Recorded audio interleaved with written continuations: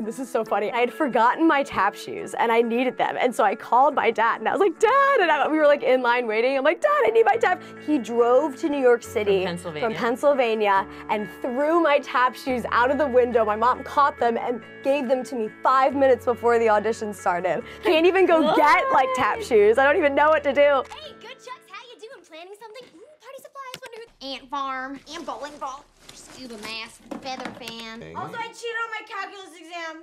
Kelsey. I can't do this alone. I've got chocolate covered chocolate, candy coated.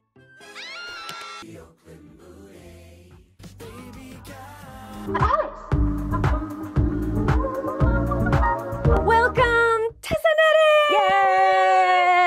Hi. Hello. How's it going? I'm good. How are you? I'm good. Happy Monday morning. Ooh, I can't made believe we made it. Cheers. Cheers. We're here. We made it. We were just talking about, I don't usually record these Monday morning, but it just worked out to Yep. get it in Yep. before I'm going out of town. Yep. And we're both We're both available. Yep. And here. And a little tired. Tired. I have multiple beverages. We're good. It's like a pajama party the day after. Yeah, exactly. When everyone's like, wake up, you're I like, love you.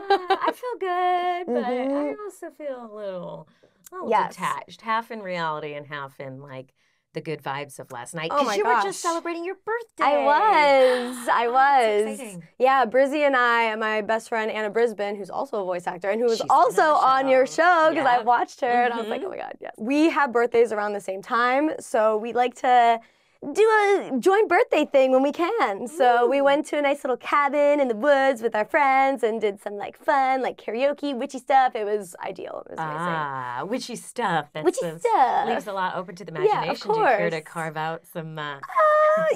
Just some tarot, Manifesting? some manifesting's always good, some runes. We did a little of everything. Amazing. It was great. So fun. Mm-hmm. Now you guys have been friends for like a million years. Mm-hmm. Yeah, like I met her when I first sort of came out here. I would say like 2014, 15 is when we met. Okay. And it's so funny because both me and her like do not remember the exact moment when that was. And we're like, why do we not remember this? But then we remember later, like when we started becoming like deeper friends. But like normally I can remember like the exact moment that I first met someone, but both of us are just like, when was that? When did that happen? Like, how did this become what it is? But it was just meant to be. Two Ravenclaw, Virgo queens that love voice acting, you know? It's so funny. My son and I were just taking Harry Potter. Oh, the quizzes? What house are we quiz this morning? The BuzzFeed one that doesn't make you log in. Oh, okay. Okay. I mean, I don't know if that one's real or not. It's a warm-up. It's a warm-up. Okay. I can give you the more advanced one. There's Okay. more advanced versions that I can give you that where you don't have to log into a thing. Okay. Yeah. Okay. So you're all Ravenclaw? Yes, I'm a Ravenclaw. My son through and through. My son tested equal parts all houses. He's said- the avatar. He said that was the survey said it was very rare. That's incredible. Okay, he's our wizard god. We will just bow down to him. Once you meet him, too. You're like, he is a wizard god. He'll like show up to school in like a full-on gold suit. Oh my 'Cause gosh. it's free dress day. Wait, I used to do stuff like that all the time. They used to call me like most school spirited, but I was like, I hate our school, but I love dressing up. So I was like, I get him. Yeah. I love a good dress up day. He's a little love. Hey, And I love it. am slightly more Gryffindor, but then the second is Slytherin. A lot of actors that I know are Gryffindor, and it makes sense, or have a lot of Gryffindor in them because you have to put yourself out there. It's brave. The It's brave what you adventurous spirit. do. Yeah, exactly. Yeah. I'm like, I'll go rock climbing, camping. But then the Slytherin, it's hard to own that. That's my But I guess husband. I do play a lot of baddies. Oh, I mean, my husband is a Slytherin. He's a lawyer, and he is, he is. He used But to be an also an actor. actor. He went from actor to lawyer. Hey. What an interesting pipeline that was. Wow. Right? There's a lot of collage Yeah. for the Oh, lawyerings. yes. He's one of the smartest people I've ever met in my life. So, Wow. yeah. Seems like you guys had a lot of fun. Oh my God, your wedding. It was so fun. Oh my God, it was the best. We had the that best last wedding. Yes, it was last year. I can't even believe that it's already been a year. And it was, there's so much planning, so much that went into it, but it was so worth it. It's one of those things like, if you have not been cameras, if you're getting married, I know that it is so stressful. It is worth it. It is worth every single time. Because at first when I was doing it, I'm like, is this going to be worth it? Because Yeah. I am so stressed right now. There's so much that goes into it. It is. It is. Yeah, 100%. and like you can really make it your own. That's what's so Yes. special about Yes. your wedding and our wedding too. It's like ours was What's the love special ball. to you? Yeah, and so you can create love it that. as an experiential event. Think about Yes. the guest experience and what you want them to walk away with. Because did you ever dream about like having a wedding like as a child? Because I never did. Mm-mm. Yeah. So it's like it's a weird experience when Yeah. you're finally there Yeah. and you haven't been picturing it your whole life. And then you're like, what do I want? There's so many things. But then if you just like go back to like your love story and it's like what is important in that? Like why are the reasons that we fell in love? What do we love together? If you just stick to that, you're golden. You're the creator of your own love story. Yes. And you get to create the experience of that for the guest. Exactly. Which is really nice. And the details. You know, the details are so. Yeah. That's where the sweetness comes Oh, about. of course. It's like the special little things that you're just like, oh, I'm going to remember this forever. Is there one little detail that or surprise that stands out to you? There were so many. Was it the Spider-Man? I mean, that was a good one. I mean, we had a drag queen dressed as Bellatrix, my parents. So every person from our ceremony to reception, in our reception, they all changed into costumes. Because originally, we got engaged in 2019 and wanted to get married at 2020 on Halloween. Like, that was our original plan. But then because of, you know, COVID, couldn't happen. And also, like, my husband started his new job, so then we couldn't get married in October anymore because that's like one of the busiest times for him. Yeah. And so we're like, oh my God, what are we gonna do? We really wanted to dress up. We love Halloween. So it's like, we're just gonna do it anyway. We're just gonna make everyone dress up in March and it's gonna be fine. And we also had a costume wedding. Yeah, oh my, see, that's what I mean. It's like you want those spirits. parts. Yeah, you want those parts. And so we like told everyone, like, if for the reception, you have to change and you have to be dressed up. And everyone went so full out that I was like, oh, this is making my life. And my parents were probably my favorite. My mom dressed as Cruella de Vil and my dad was a Dalmatian on a leash. And I'm like, Mom. Mother. It was incredible. Mommy. The whole thing was amazing. Yeah. I was like, that's where I get it from. If you're wondering, it's her. So it was amazing. Wow, that's amazing. So speaking of your parents, where did you grow up? What was your childhood like? Ooh, I grew up in Pennsylvania, in the middle of nowhere, in between the Amish country and Philly. Again, middle of nowhere, farmland. And my parents were very artistic people. So my mom has her doctorate degree in dance. Whoa. Which is the coolest thing. You could do that. Right? Like, my mom is literally my hero. She has been my hero my whole life. And she grew up not only, like, running the dance program at a university, but she also opened a dance studio for me and my sister. So she had, like, 2 jobs, like, my whole life. Wow. And that's what I mean. She is Superwoman. She can do everything. She is, like, amazing in my eyes. And so she taught, like, me and Kelsey how to dance because we really loved it and it was in us and she was a dancer and we were as well. So that's sort of where, like, my artistic expression and it, like, in my heart, it all started with dance. And my dad, he was a musician. And then he, like, was a roadie for Live Aid for a while. And then he was at Kutztown, like, where my mom was at, like, doing, like, the soundboards. Where? Kutztown? Kutztown University. Kutztown That's, like, University, where I thought it was like Kidstown. Kidstown. Yeah, Pennsylvania. Kidstown. Honestly. That was a dance studio, maybe. Right? It does sound like a dance studio. So it's like me and my sister were raised in a very, like, artistic household. But also, I think the biggest thing is that my parents were always so supportive of, like, whatever me and Kelsey, who's my younger sister, wanted to do. They How were many like years younger? 3. Oh. Yeah, she's my baby sister. I love her. But they were always like, we're there. Whatever you need, we'll make it happen. And when I first was like, oh my God, musical theater, oh my God, this is amazing, like, I want to do this. Yeah. My parents were like, are you sure? And I was like, yes, I'll do anything. And they're like, okay, if you're serious, like, we'll be there with you. And so they would, like, drive me to auditions. They would drive me to certain things. They would help me, like, through these areas. They would be there as a support system for me. And that was, I just couldn't have done What it a without gift. them. Oh my God, it's insane. I can't imagine not having that support. And so people that tell me that they don't, I'm just, like, heartbroken. I wanted to, I'm like, I'll be your support. Let me support you because it's like, that's so important. It's so important. Yeah. You know, eventually I think people learn to become that for themselves. Right. Is to be that own support system. Right. Because a lot of times, you know, even if your parents do support you, sometimes the energy is mixed. For sure. You know, but that's, I mean, what an amazing experience. And I'm sure that helped you get your first start at, was it 15, would you say was your first big break? With Billie Elliot? I was, well, like, yes, that was my big break was Billie Elliot. I was 16, 17 at the time. Oh, okay.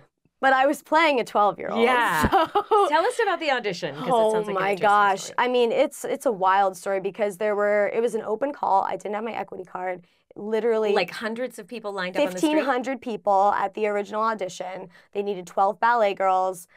And I just auditioned. I showed up. I was first on the non-union list because I just wrote my name down on a clipboard that they passed down. And I had my EMC card because I had done one like regional theater show before that, but that's it. I've never done any other professional. And this is for Broadway. This is for Broadway. So was it in New York? It was in New York. Yeah. So I like drove up to and this is so funny. I had forgotten. With your parents? Yes, my mom was with me, and I had forgotten my tap shoes, and I needed them. And so I called my dad, and I was like, Dad, and we were like in line waiting. I'm like, Dad, I need my tap. He drove to New York City from Pennsylvania and threw my tap shoes out of the window. My mom caught them and gave them to me 5 minutes before the audition started.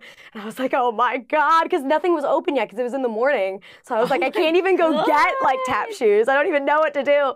So it worked out. It was all fine. But yeah, it just kept getting callback after callback. And there was like one big chunk where they got rid of everyone, and then they had a big 3-day callback. And that was where they just kept doing like combinations, singing, like tap dancing, ballet dancing, like adding characters on top of it. It was nuts. It was the most intense audition process I've ever been through in my life. And then by the end of it, I was one of the 12 girls that were left. And that started my whole life, my whole creative just life in the entertainment industry. Wow. Started in the original cast of Billie Elliot the musical on Broadway. I did over 1,000 shows. I was in the show for 2.5 years, and it was a lot of dancing. So it was mainly just dancing, and we had characters like on top of that. So it was a little more than just ensemble because like the ballet girls were a big part of Billie's story. But yeah, that's sort of where. But it was so cool being a part of like an original cast because we got to go to like the Tony Awards, and we got to like do the Macy's Thanksgiving Day Parade, and like so I was just like, this is my dream, and that was my only dream. That's like all I wanted was to be on Broadway. I was like, this is it. And then after that happened, I was just like, because when good things happen, also bad things can happen. I got a back injury. Oh no! From being in the show, because our stage was raked, so which means it's like on a slant. Okay. And which is great for the audience because they can see everything. It is so hard to dance on. And any Billie Elliot that you've seen, like they have to learn how to dance on a raked stage. So they like you have to hold yourself different. It's like so different than just dancing on a flat floor. So eventually, because I'd done so many shows and I was doing them full out because I was like, you know, every person, this is their first time seeing it. I never wanted to like, you know, do it half-ass. My back tweaked, and I got this spasm in my back, and it was like a bulging disc, and it was really bad, and I had to be in physical therapy for like a full year, and then they tried to put me back in the show, but as soon as I went back on that rake stage, it got triggered again, so I couldn't do it. So it was really sad because I never got to have like a last show. I never got like that closure with that. But it was okay. It was okay. I had an amazing experience up until then. And it really like taught me that about like in the entertainment industry that can happen. And it's been happening like, oh, like this amazing thing will happen, but then it won't be like as perfect as your brain like, you know, imagines it. You know, it's a little rocky sometimes. There's a little like things that can happen. So I think just that young realizing that to just sort of like go with the flow. It's not going to be perfect. Like, even though it's an amazing thing, it might not be exactly what you imagine. Oh my God, it was like the best, the best advice I could have given myself at that time. Wow. Yeah. So after that, I didn't really know what to do. Were you living in New York? I was living in New York. And I'm like, my whole dream was to be on Broadway, and they were like, we don't know if you're going to be able to dance again. Like, we don't know. And I'm like, I don't know what to do with myself. So and are you creating content at this time? Because I know that's also this is exactly when I started, and that's why I started, because I had started watching YouTube just for fun, and I loved like the creative things that people were making. What year is this? This was like 2011. Okay. 2010, 2011. And because I started Billie when I was like in 2008. So by the way, 9. did you go to school when you were doing it? So I was in my final year of high school, the first year of Billie, and I did that remote. So then I graduated, and then I tried. I was in 2 different colleges. I tried and I couldn't do it. So I was like a college dropout. Oh. Yeah. But like I couldn't do both. It was impossible for me because it's so like it was like 8 shows a week, and it was a very, very like physical show. Yeah. So I was like exhausted. You gotta rest. Yeah. So I just couldn't do it. It was impossible for my brain. But it was one of those things where like I had to figure out what I wanted to do next. And YouTube was something that I just like started getting into just because I liked the things that people were making. And the last Harry Potter movie was about to come out, and I was obsessed with the Book of Mormon at the time. It was like my favorite musical. I'd seen it 12 times, the original cast, because I was like kind of depressed because they're like, you can't do your dream anymore. So I'm just like, I guess I just need to like figure out what to do with myself. So I was just like, I'm just gonna see this musical that I love so much. So like I was walking down the streets of New York City and I was reading Harry Potter because the last movie, and then I was listening to Book of Mormon. I was like, this book will change your life. And I was like, wow, Harry Potter really changed my life. Someone should make a video about that. I should do it. Like that was literally like my thought process. And so I made this Harry Potter Book of Mormon parody, and it blew up, and it changed my life. Wow. And that's how Pat Brady found me on the internet, was through that video. She had seen it. She's a huge Harry Potter fan. And she was like, this is one of the most amazing things I've ever seen. She's like, if you're ever in LA, let me know. And I was just like, and she was also Star Kids manager at the time, like Team Star Kid. They made the Harry Potter musical, and my husband was in that, and he was Snape. Did you know him at the time? I did not. I did not. Pat's the one who said, if you guys should meet, don't date each other, and then we did. But it's all because of Pat. She's our matchmaker. Oh my God. Yeah, and at our wedding, she had a little matchmaker thing. Oh, she went as the matchmaker. Yeah, it's all because of her. She's your fairy godmother. She is. She literally is, and she is the reason why I'm like, you know what? Maybe I should go out to LA. Like I had never even thought about it. It didn't really cross my brain at all. But then I was like, I need to get out of New York right now because it's like it had all of those like negative feelings towards it. And I was like, I can go back if it doesn't work out, but let me go out to LA. And LA was just like, I loved it. I immediately loved it because it was so different, but there was still so much opportunity. Because like not only was there acting stuff out there, but there was like internet stuff out there. A lot of like, you know, YouTubers were coming to LA. So I was like, oh, this is cool. I could like do both things here. This is perfect. So it was one of those things that it really like worked out. And then when I got out here, Pat was in charge of the voiceover department. And she was like, have you ever thought about voiceover? And I'm like, not really. And she's like, you should try it out. You have a very like animated type voice, and also with your theater background, you're like, I'm like a human cartoon character, just like myself. So I'm like, yeah, I would love to try that out. And she was like, okay, so come in here with like 10 different voices, and we'll put you in the booth, and we'll see like, you know, what you can do with it. So I came in, and also I was like looking at them for, this was CESD. For on camera as well, because I was like, let's try out everything. Yeah. And so I did that. I did that audition, and she's like, this is great. You got to try this out. Just do your best, and we're gonna hire you. Like, we're gonna sign you across the board and see how you do, and see like if it works out. And it just like it really did work out. It was one of those things where I told them, like when I moved here, I'm like, okay, I want to do 3 things like on camera, because they're like, what is your dream, or like what are like the goals that you have? And I'm like, 3 things. I was like, I want to be on Disney Channel, I want to be on Nickelodeon, and I want to be on Glee. Like those were my 3 on camera like goals, and I did all of them. And I was like, yeah. But then when that was over, that's why I was like, okay, I'm good with on camera. We're good. I was like, I did all the goals that I wanted. Yeah. And it's like I'm one of those people where I have like, I don't know, I feel like you would be a similar person where I need to visualize the thing in order to do it. And people are like, well, don't you want to like win an Oscar or do it? I'm like, no, because I can't see myself doing that. I can't like put myself in that scenario. And so I don't want to like go after these goals that seem unrealistic to me. Like I wanna, and then if things get bigger, then you can like broaden the goals. You know, like I don't know. I'm that type of person. Feel your way through it, right? Yeah. It needs to feel like a little uncomfortable, but achievable. It's like you don't want to stay in your comfort zone, but you still like don't want to think so far out that it's just like, oh, I'll never get there. Yeah. You know? Yeah. But yeah, I've been with CESD since I moved out here for like 10 years. And like, you know, I just booked my first cartoon like with Tiny Toons, and that was the first cartoon I've ever done. Let's talk about Tiny Toons Let's University. talk about it. I'm so excited. That's one of my favorite shows growing up. Same. Yeah. Which is why it was like this is intense. Yeah. So tell me about the process. Did it just come through like a regular old audition? Yep. It was just a regular audition, and I auditioned for it, and I didn't even get a call back. They just called that I had booked it. So I was so floored. Like it was one of those things where I'm like, I'm just gonna submit this, but there's no way. This is like so like, you know, this is so intense and so crazy.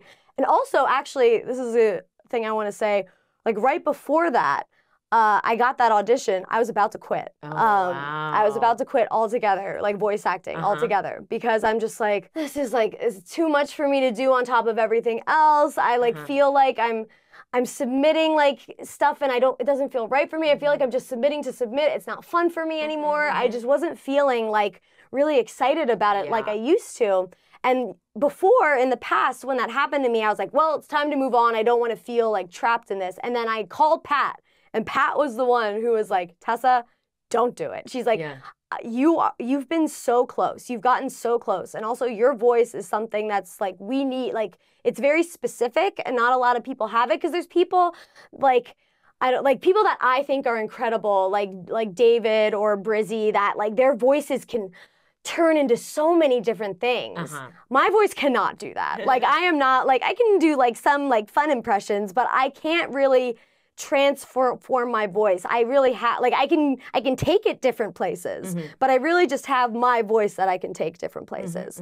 And Pat was like, that's the voice that you have is something that we don't see a lot. So it's like, so that's still something that's very useful. And if you could somehow make this fun for you, keep doing it. So I had to be like, how can I make this fun for me again? And in my brain, what I did is I was like, you know what?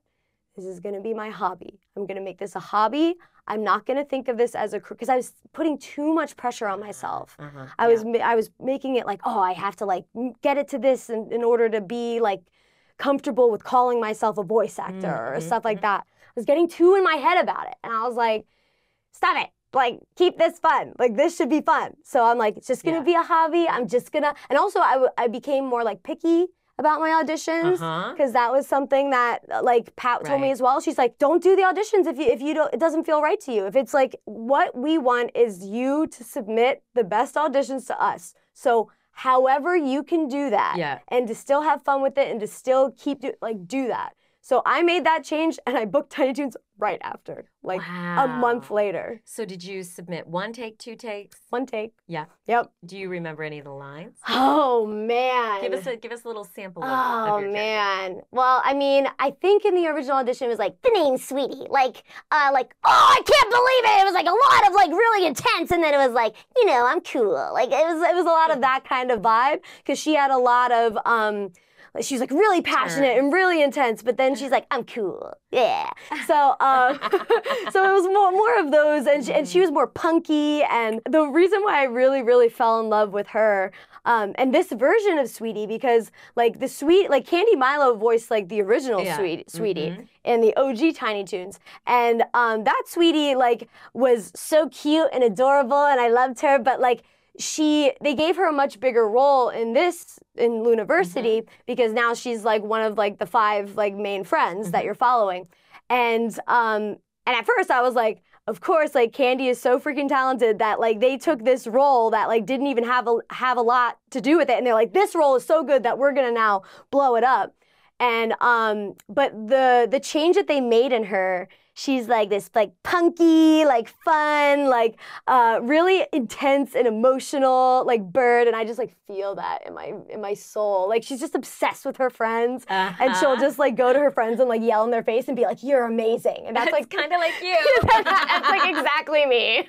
So she is like the more exaggerated version of me. Yeah. She literally is like the perfect like character for me. Like I just lucked out that she like was me. And they I can't remember if it was Nate or Aaron, who are our producers, who told me, maybe both of them, where I was actually like the first person they cast. Wow. So they like when they were listening, they were just like, "Yep, like that's what we want, exactly this." And I was like, "Yes." Thank you. So you're just like, oh my God, I'm starring in one of my favorite shows. Yes. And I remember in the original audition as well, they had us sing the theme song like in the original audition. And I just remember like, oh my God, this is like a pinch me moment. And then when we recorded that theme song, like our version of the theme song, that was my favorite day of recording. Because I'm like this, like I remember Saturday morning cartoons, being with my sister, hearing this theme song, like even if we were like running around doing something, but when we heard the Tiny Toons theme song, we would like run into the living room and like dance around to the theme song and then like watch the show. And like it was such like a specific, because I don't know if theme songs I feel like they're not as long as they used to be.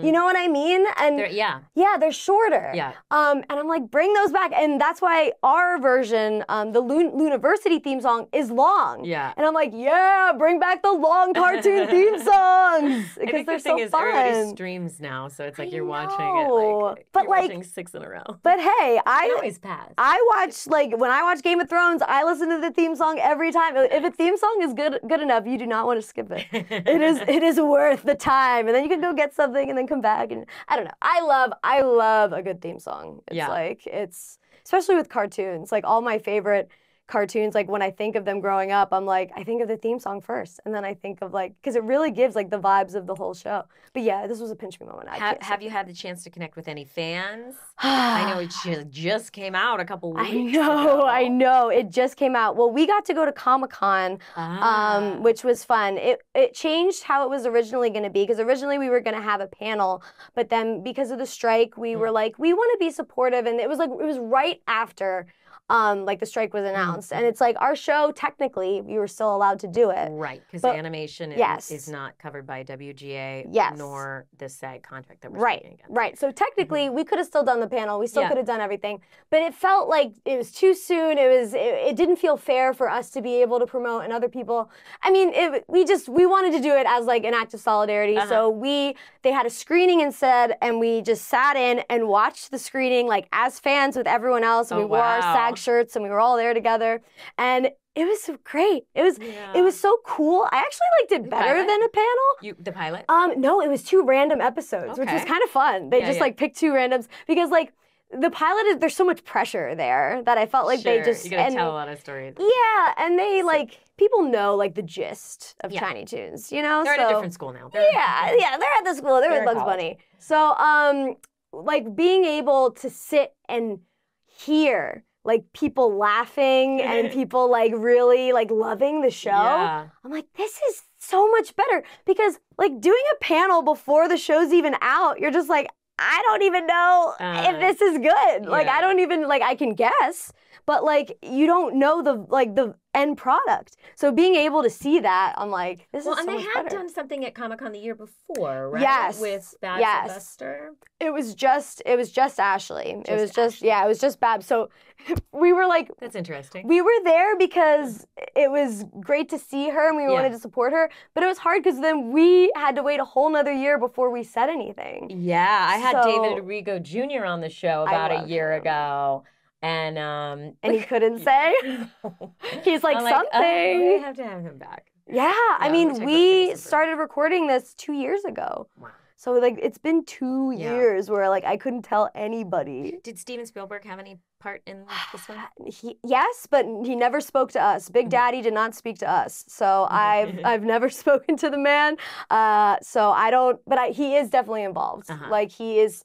he was involved with like casting. He was involved in like final say with a lot of things. Like people have showed me emails where he was like talking, but like he has never like write down that I know, I know, but he's never like directed us, like talked to us directly, told us anything directly. But that's fine. Maybe one day. Wow. Maybe one day. Amazing. I know. So have you guys finished recording the entire first season? Yes, we're like still recording pickups for things here and there. But for the most part, yeah, we're through hopefully most of it. you'll get a season 2. Well, we do have a season 2. Officially? Well, that was in the job originally. It was a 2-season pickup. Oh, so great. we lucked out. So Perfect. and also it was Amazing. weird because we've been continuously recording, and I'm like, I can't remember like what is season 1 and what is season 2 because it was all so back to back for us. Yeah. So How often were you going in? Oh my God, like it's a lot. Like that's what I mean. I've week been or going even in. more? Yeah, I mean, it was more at the beginning when we were recording. Like now with pickups, we go in like once a month or something. But in the beginning, it was a lot. It was a couple times, like at probably like once a week, and then it went to like a couple times a month. It just sort of like tapered off. And were you guys recording ensemble or because it was pandemic, right? I know. So at the beginning, we did a couple of sessions where we were all like in a different room, but all on Zoom at the same time. So it like kind of works, but then I just feel like at a studio? Yeah. I've done that too, where they have you like cordoned off. Right. Was it Salami? Yeah. Yeah, because they have those little studios. But you're like hi. Yeah, so you're just like breathing my own air in here. Yeah, so but it was I liked that because at least we were able to meet each other. Yeah. Because like some people, it's like when you're recording everything so remotely, like you never even get to meet the other people sometimes. Yeah. And our show was so like relationship based and so like you really had to have that camaraderie with the other like actors that we lucked out because we just became friends anyway. So I think that really helped and like bled through into our performances. But like, oh my God, it would have been so much easier for us to all record together, I feel. But just because of the pandemic and because of scheduling, it's just harder to schedule that many people too. And we had so much to do.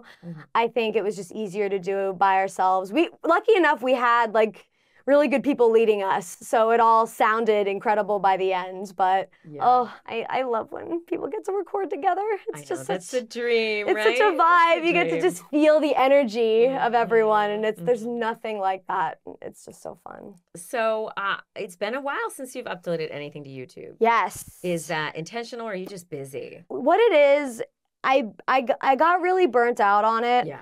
And also I just in 2020, J.K. Rowling opened her mouth, and a lot of my life changed because I was the Harry Potter person. I was known as the YouTube Harry Potter girl, and like people were coming to me and being like, "What am I still allowed to like Harry Potter? Am I?" And I'm like, I am not the person like to be asking this. Like, I only can do what feels comfortable to me, but it's like you need to make your own decision with that. So I didn't feel comfortable being like the center, like the talking person for that. I'm like, I'm not trans. I'm not someone that like is really feeling like, yeah, I'm heartbroken that my hero is like saying these hurtful things, but it's like, I am not the person who should be speaking on this. Like, I am not the person that people should be going to for that. So and I had to like figure out sort of my own. So it was like,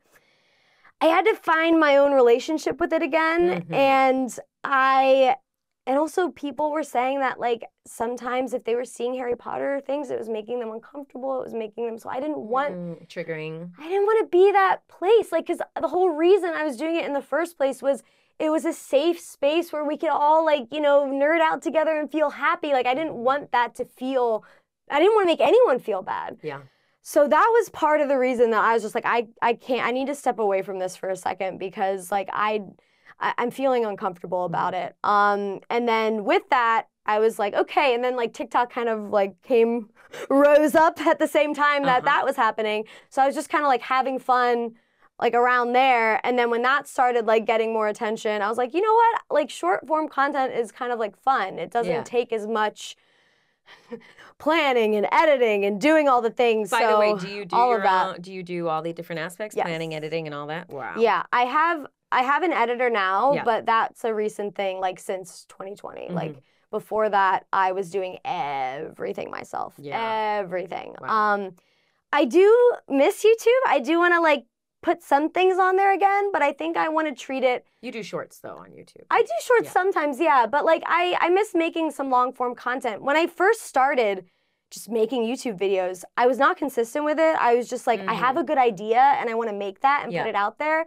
So I kind of want to go back to that where it's like, if I have something I want to talk about, or if I have like a cool, fun, then I like, but I don't want to feel pressured to make something like every single week. It's a grind. It's because it's just not for my brain. Yeah. It's just not, if I don't have like a consistent, like with Harry Potter, like that was something that I knew enough about that I'm like, oh, I can make things about this forever because that's just in my brain. But everything else, it's like, it's not as ingrained in my body. So I have to wait till the inspo hits and then I can make something with it. Yeah. So. And so you make a lot of content around geek culture, events you go to. You also hosted Netflix Geek. I did.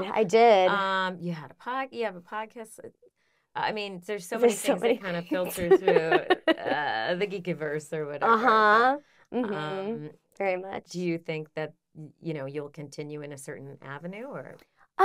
Yeah. It's like, I'm going to be a nerd no matter what. It's just, it's in my bones. Like and I do love talking about it and connecting with other people and that's why I started going on the internet in the first place.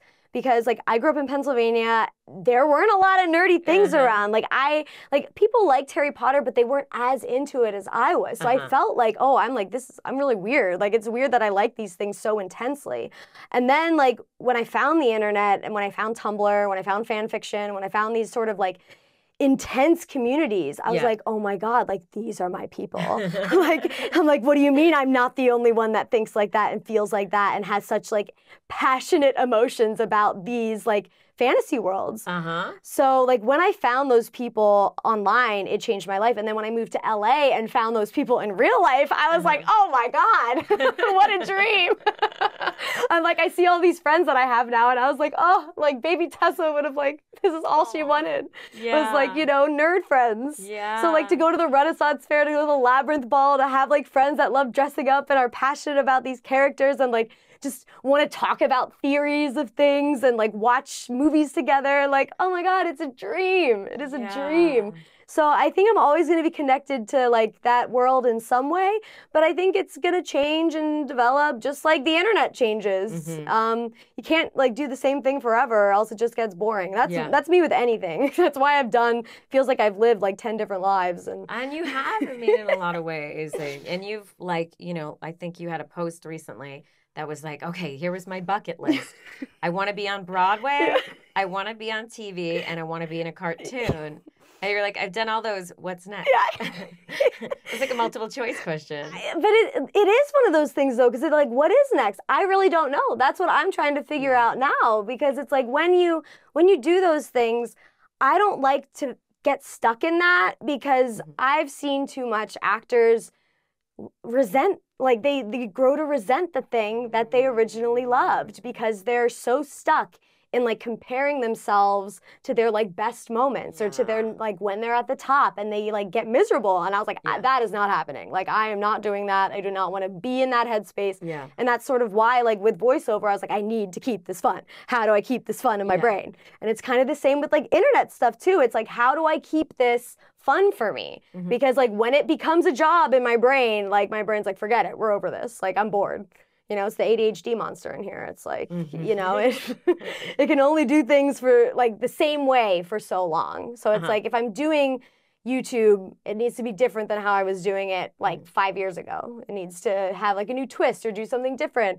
But yeah, I don't know. I'd love to like write things. I'd love to like, I don't know. We'll see. We'll see what happens. I want to be a mom too eventually. Aww, so really fun. That takes a lot of time and it does take a lot of time. And that's why I like see people like you and I'm like, how do you guys do this? Get a lot of help. Yeah, have a very supportive husband. Yep. Or partner. Is very useful. And nanny.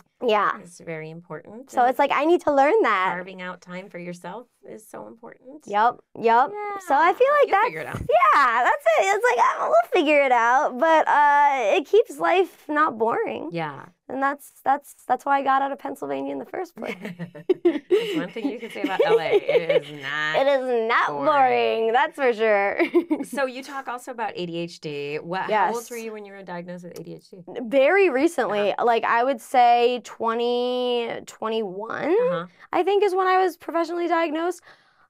When I finally got that diagnosis, I was like, oh my God, this is what it was. Because I just thought something was wrong with my brain. I just thought that, like, because I'm like, why is this so difficult for me? Like, why are certain tasks that I see other people do so difficult for me? And I, like, convinced myself, like, when I first met my husband, I'm like, I'm never getting married. I'm never having kids. And I, like, told him that because in my brain, I was like, I can't handle it.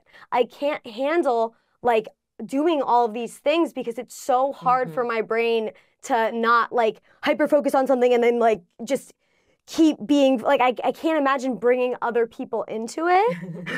I was like, I need to be focused on what crazy. That's what I mean. I don't know if you want to.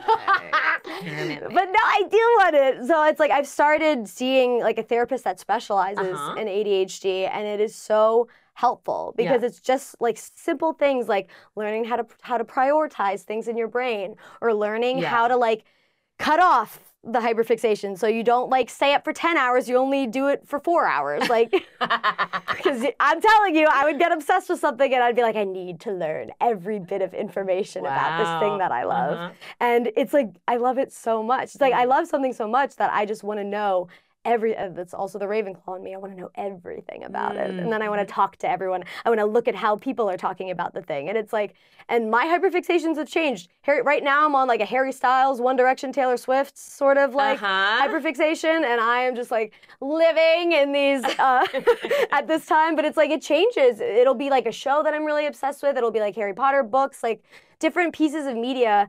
Because to me, like, I don't know, reality can be so boring that I need something. You like magic. I need it. I need the magic. I like to bring the magic into like normal people's lives. Because sometimes if you're just too focused on like day-to-day things, it can get, and if you don't have any magic in it, like, it's sad, and people lose that. People lose that, like, sense of, like, wonder and sense of amazement and sense of joy because they feel embarrassed, especially as they get older. I've seen a lot of this, like, talk online about, like, the older that you get, you start feeling like there's, like, a shame there for still liking things because it's like, oh, it's immature. Oh, it's, like, seen as, like, unserious or seen as uncool or seen as, like, you... But I'm like... Well, it's also harder to fail. Right. You know? Right. It's like that's absolutely necessary to the growth. Right. It's so uncomfortable. Right. You're like, I'm really good at this thing, but I'm going to have to fail at this other thing. Oh, for sure. To get good at that thing. For sure. But then it's like, if you never try, then it's just, you're going to just be so trapped in yourself. And you're going to be so much like, oh, but what if? Like, don't have those what ifs. And just go for it. There's also like, I'm trying to think what book it was that talks about different types of learners. I think it was How to Be Good at Everything. Ooh, is the book. Love that. And, you know, some people are they are sort of the experts. They're for very sure. specific with an My arrow husband. focus. Yep. And they can move very far. And then there's people who are more generalists that take in a lot of information on many different areas. Right. And that we actually all need each other to work together.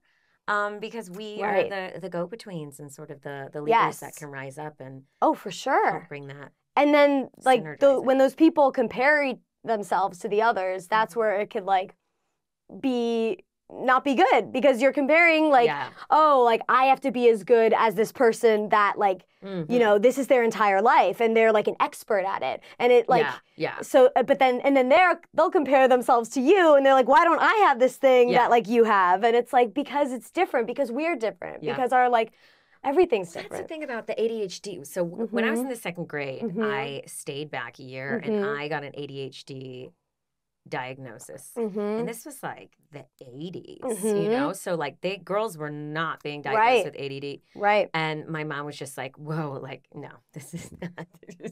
So I ended up staying back, which meant I had a leg up Interesting. Emotionally. So that was her, like, this is... Yeah, she's like, we're not going to medicate, you know? But, I mean, there could have been other therapies. I don't know if that would have been covered by insurance or what. Right. But it's been this sort of nebulous thing in my life where I've come to just feel like, and this is not true or, anything, but kind of feel like ADHD is a superpower. It can be. And that it's maybe just like a personality type, but to a certain extent, I mean, it's how much are we challenged by it? And like, I have to live with my planner within 3 feet of me. And I have quarterly goals and yearly goals. And, I have to keep revisiting things. So I've created like very deep systems. I need to see your system. Oh my God, you're gonna love my planner. I need to see your system. Planner, the Dragon Tree planner. Oh my God. The best planner on earth. Because I still haven't found a system that works for me, and it's still hell in my brain. It's very magical.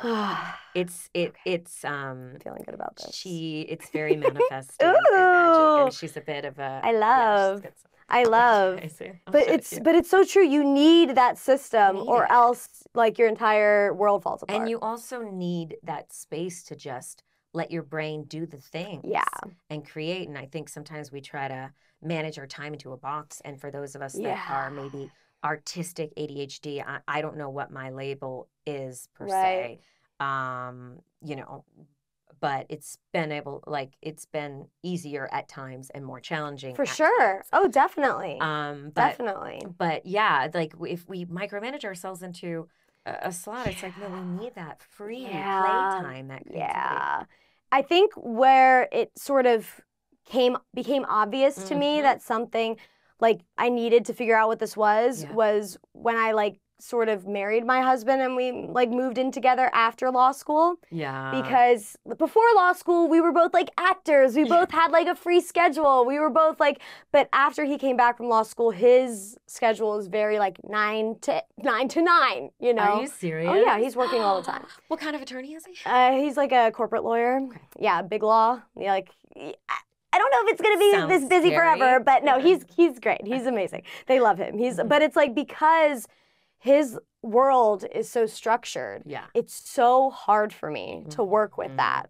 So it's like, it got to the point where I'm like, I need help. Like, because this is getting in the way of my life. Before it wasn't like getting in the way. Yeah. But now like trying to combine these two lives and also, you know, and it's funny because that's why in the beginning I told him, I was like, I don't know if I could get married because again, I didn't know if I could bring someone else into my life. Sure. Because it's like I can handle myself and I can do my own, like, you know, I like staying up till 3 a.m. and working, like, but that's not gonna work. Like I need to train my brain to do something else. So that's sort of where I'm at right now is trying to like learn how to like retrain my brain into like doing it at these times, at like when to stop, like finding a system that really works to keep me organized and keep me able to do so many things and bring in things to help him if I have future kids. It's like, you need to do that. You need to have that. Especially when school starts. Oh my gosh. That's why I just like a superpower. This is a superpower to me. It's like, I want to be this. Please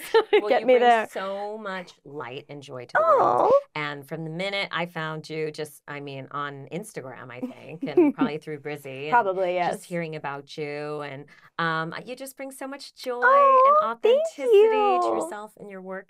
And I'm so stoked for Tiny Toon. Yay! It's so fun! And oh my gosh, when I found this podcast, like it was during the pandemic, and it was so nice because like I had just sort of gotten into the world of voiceover more seriously because of Tiny Toons. And like I used to like listen to Rob Paulson's podcast, but then I was like, I need a voiceover podcast to listen to. And then like Brizzy was on yours and I'm like, oh, this is perfect. And then like you had Brian and other friends of people I knew and I'm like, oh my God, this is so great to hear like all of their stories and things. And it was a joy. I had a feeling, I remember I was like, hey, you should come on the show. You're like, but you should wait until I can announce something big. And in my mind, I said, I know it's Tiny Toons. I just could tell. I knew it. What? Really? You didn't tell? Nope. Yeah, I knew. Wow. That is impressive. Dang. I did not say anything. You just knew. I just knew. You just knew. Superpower. ADHD. I love it. Thank you so much for coming. Thank you. Oh my gosh. Thank you for having me. I'm sorry if I just talked your face off. Nope. It was amazing. Okay. Thank you so much. Thank you everybody for listening.